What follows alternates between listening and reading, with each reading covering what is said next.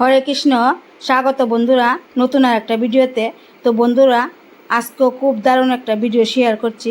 আশা করি আপনাদের সবার খুব উপকারে লাগবে এবং ভালোও লাগবে।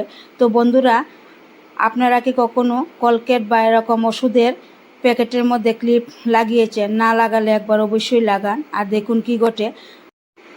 তো আমরা কলকেট তো সবাই ব্যবহার করি। তো ব্যবহার করার পর এমন অবস্থায় আসলে কিন্তু সবাই আমরা প্যাকেটগুলি ফেলে দিই, কিন্তু এই প্যাকেটের ভেতরে কিন্তু অনেকটা কলকেট থেকে যায়। সেই কলকেটটা কিন্তু আমরা আর ব্যবহার করতে পারি না। কিন্তু এখানে সেই কলকেটটা আমি কিভাবে ব্যবহার করব তারই একটা ছোট্ট টিপস এখানে শেয়ার করছি।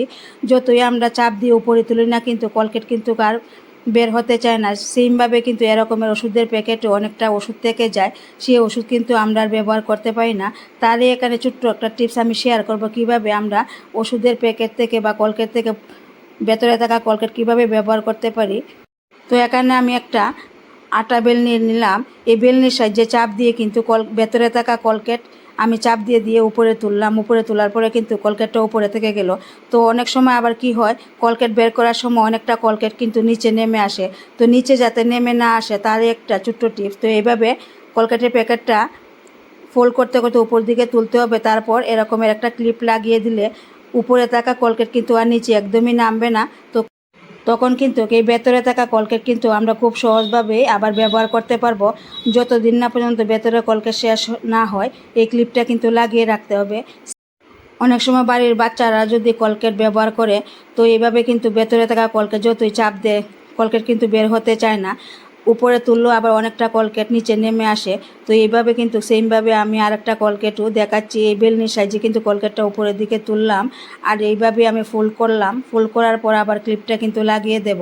লাগানোর পর কিন্তু দেখুন এখানে কিন্তু অনেকটা কলকেট উপরে জমে আছে। এই কলকেটটা কিন্তু আর নিচে দিয়ে নামবে না এই ক্লিপটা লাগানোর পর। তো খুব সহজভাবে আমরা কিন্তু এই ভেতরে থাকা কলকেট কিন্তু আমরা ব্যবহার করতে পারবো যতদিন না পর্যন্ত এই ভেতরে থাকা কলকেট শেষ হচ্ছে। তো বন্ধুরা, কেমন লাগলো আমার এই টিপসটা? তো দেখুন এখন কতটা কলকেট কিন্তু একদম কত সহজভাবে ইজিভাবে বের হয়ে আসলো।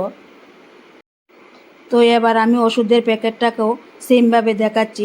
ওষুধের এই প্যাকেটের ভিতরে কিন্তু অনেকটা ওষুধ থেকে গেল, ওষুধ কিন্তু আর বের হতে যায় না যতই চাপ দিই না কেন। তো সেমভাবে কিন্তু এই বেলনির সাহায্যে ওষুধটাকে আমি উপরের দিকে তুলবো। চাপ দিয়ে দিয়ে কিন্তু উপরের দিকে তুলতে হবে।